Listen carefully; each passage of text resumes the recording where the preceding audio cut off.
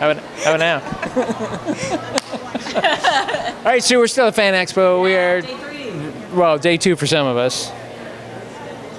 It's day 3 of Fan Expo. Anyway, We're getting a little punchy. join us for that fight later. But yeah, you have gotten me started on another comic book, which I did not need to add to my pile. It was an accident. Totally wasn't an accident. You did this deliberately. To you, it was not an accident. Me working with him was an accident. Right. Or you working with me, I was like, whatever. Well, we're chatting with Mike and Andrea, who have created this little, well, not little. We're only on volume 1 of like how many?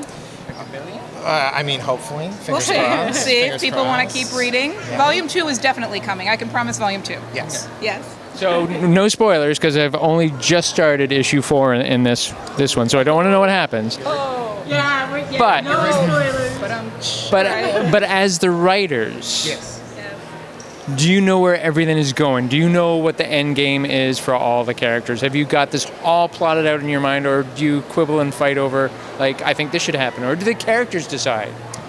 I'd say it's a combination of all three. Definitely the quibbling at some points. Less about the overall because- story arc, though. The quibbling seems to be about, like, minutia. It's true, actually. Yeah, The smallest yeah. things that we fight about for an hour, and then we're like, why are we even Yeah, one of arguing us will about flip this? a desk, and Yeah. then we'll both decide we don't care enough. Yeah, we're like, why are we arguing about That's this? how it always Then you have to is. clean it up. Yeah, Yeah. when you live together, it's a not hazard. worth That's true, yeah, because we live together, so it's like... But no, we planned this. I mean, when we came up with the idea, we very much saw this like big sprawling story, and we have all these ideas about where it can go.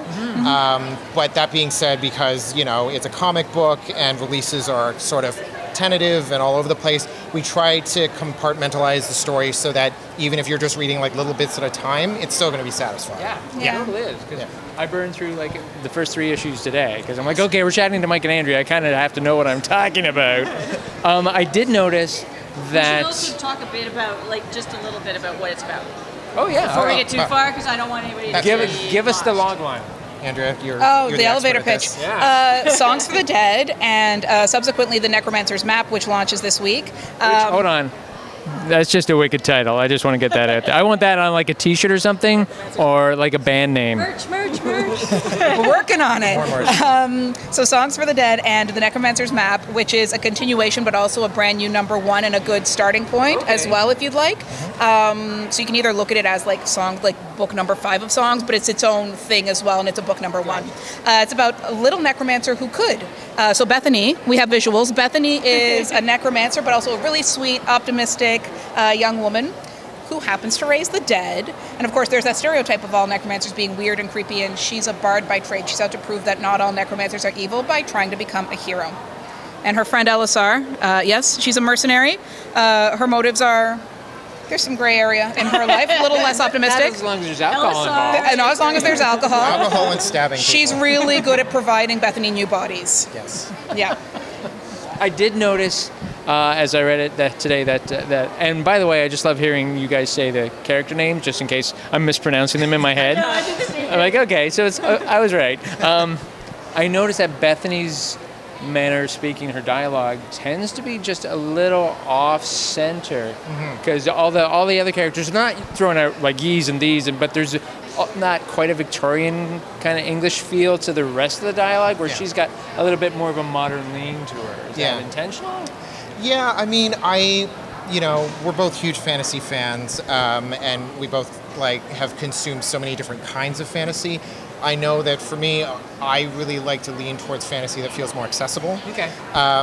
Because I think one of the pitfalls that modern fantasy can fall into in comics or in books or what have you is that it can feel very dry.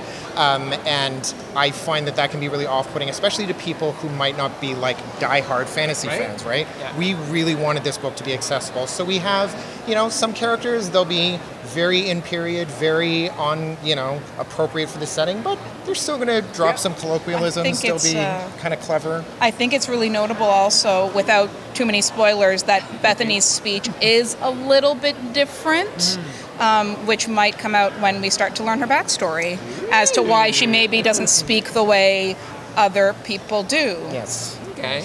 There might have been something in her upbringing that Yeah. See, I just trotted those questions out though, so they knew that I'd actually read the material as well. That's So. good. Very convincing. Thank We're you. sold. Excellent. But no, she like Bethany seems like a fun character. I would not want to hang around with Elisar because no, I love Elisar. she's great. I But want I'd to go be worried drinking about with her. her kicking my ass. She Is could, what I'm yeah, like, right? she could stab you if you Right? Yeah. say the wrong thing. Right. Absolutely. Ask to So buy I'd her a be drink, buying and she her wants drinks right. just to make sure I stay on her Exactly. side. But she would also question Really your says parents. something about the company I keep. Yeah. I think that I'm like, yeah, she's cool. I would totally chill with her. I feel like Bethany would annoy me in 5 minutes. Sorry, I'm but in the sorry, nicest everybody. way. In the nicest way. She'd be so sweet, and I'd be like, oh, it's really cute. Okay, enough. You are too pure for me. Yes, yes. But there's very much a sense that without It's more about me. all the backstory, without all the laying, like the groundwork is there. There's a history already in this world, Yes. which is really cool. I mean, Yeah. they're And you talking step about into it. Like, yeah, from they're the talking first about the round. will and all this stuff, and I'm like, I don't know what any of this is, and then Yeah. things start to fill in the puzzle, which is a great way to discover a world. Yeah. Yes. I mean, instead of saying so and so begat so and so begat so and so, and this is how this works, you guys are just kind of throwing the reader in, and I'm like, this is a fun way to read a book. I'm glad you think so, actually, because that was very much by design. There's a comic book that Andrea and I both really admire called Isola right now, which Yes. is another fantasy book. We talked to the Add it to the creators. list, Tim. Definitely, So everyone good. Everybody should be reading Everyone Isola. should Read it. Isola. We talked to the creators at a con, I think last year, and we talked about how when they set out to make their book, they were going to start with like big didactic panels, being like, Yeah. "Here's the history of the world," and they were like, "Wait a minute, this works so much better if we don't do that." And we were like, "Yes, yes." Yeah, it's funny because when they were talking about it, we were sort of like, yeah, we feel like we're in my mind. I'm like, it's exactly why we did it. Yes. It's exactly why we did it this way. Yeah. Yes, it was so reassuring validated. seeing like a comic that we have so much admiration I'm for. also take that. and I'm a huge fan of, if anyone's familiar, Jonathan Hickman's writing. I'm a massive fan, and he's very much like you read and you're like, I don't know what's going on until it finally it gets Right, revealed so- slowly yeah, as you're going. And yeah, we really wanted to make sure that it felt like a living, breathing world surrounding these characters, and we made sure that we explained everything, but not in like a bam, here's the information way. Like you live in the world and learn, like they Yeah. The first time the squirrel shows up, I'm like, what the shit is going on? The squirrel's dead. I get that. But there's a squirrel. Okay, well, I'll just Everybody follow. loves squirrel. Everyone loves this. Everybody loves squirrel. Yeah, it's definitely a fun world. Can we talk about the design behind the animation? I mean, how, because obviously you guys are the writers, but you guys obviously have a visual style, or at least a look that you want to convey. So how do you talk about that with an artist and get them to be on the same page as you are? Especially when they Weird. don't live with you. Well, Or near not you. everybody who worked on Or the in the book same province. Lives in the same house. with us. It's just one big commune. Yeah. Yeah, just like everybody who works on Songs for the Dead Well, in a village. our interior Sam- artist is actually Sam local. Beck It's is our in cover artist Toronto. who is- Yes. who is, across the pond, but Yeah, Sam is amazing. Yes. We love her work. We actually found her online. We reached out to her. She was keen to work with us, and we super lucked out because not only is her art beautiful, and this is actually Sam's art on the cover of the trade.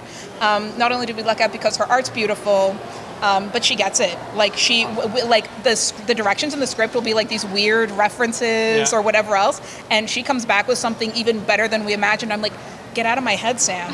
Get out. No, seriously, But don't, yeah. because it's perfect. Yeah, and I love that.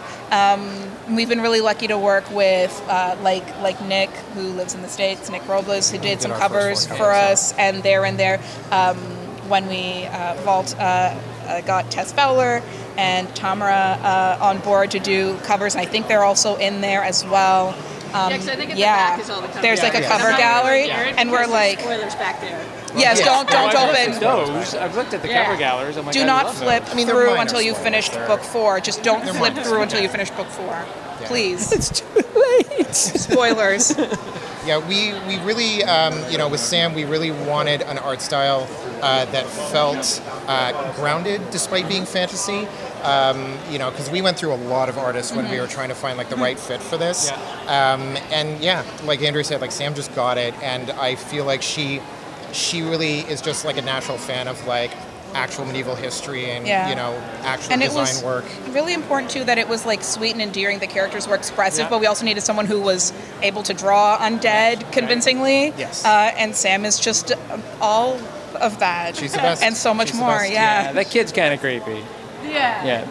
Emery? Yes, that's it. Emery. It was an E word. I'm like, Emery. but I won't say it because I'll get it wrong. But yeah, arrow sticking there. I'm like, this is great. Yeah. So He's fine. It's just Way an arrow out through the eye. It's okay. It's It's fine. on the second page. I haven't spoiled anything in case you haven't read it.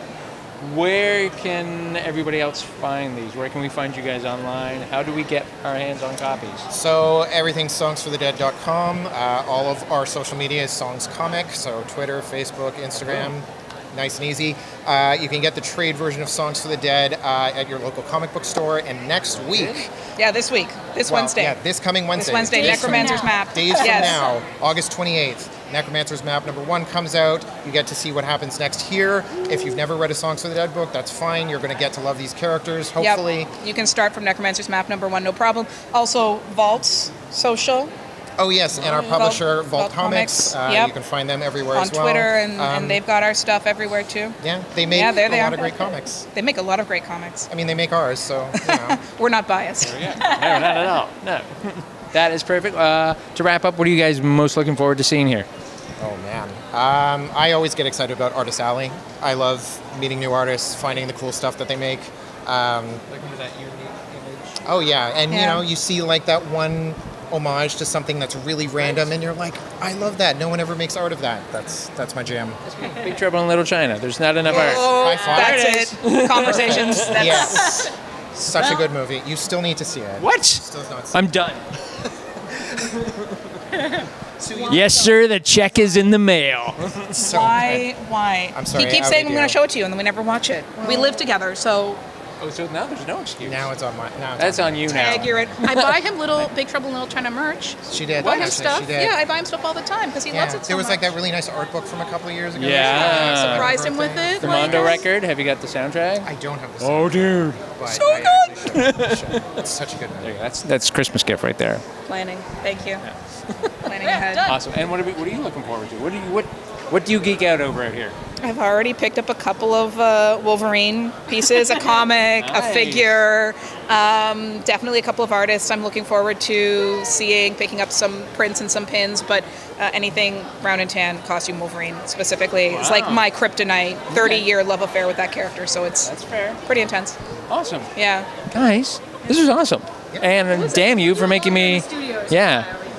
Right? Yes, because we need to talk. Yeah. Yeah. Oh, We there's did, a yeah, there's a whole story about story. that. There's a whole Yeah, story. we'll totally get you in for that. Yeah. Yeah. And we'll put all kinds of stuff on the table and Yeah, throw pages up, and well, not really because that would be disrespectful to artists, but you know, stuff like that. We have extra books, it's fine. yeah. Yes! And that's it. All right. So Lindsay on the camera being awesome. Sue, you've got like a photo op coming up in the next little while. We're going to do some wandering, take some pictures. Who knows? Who knows? I don't know. Big Trouble in Little China. Oh, yeah. Love that.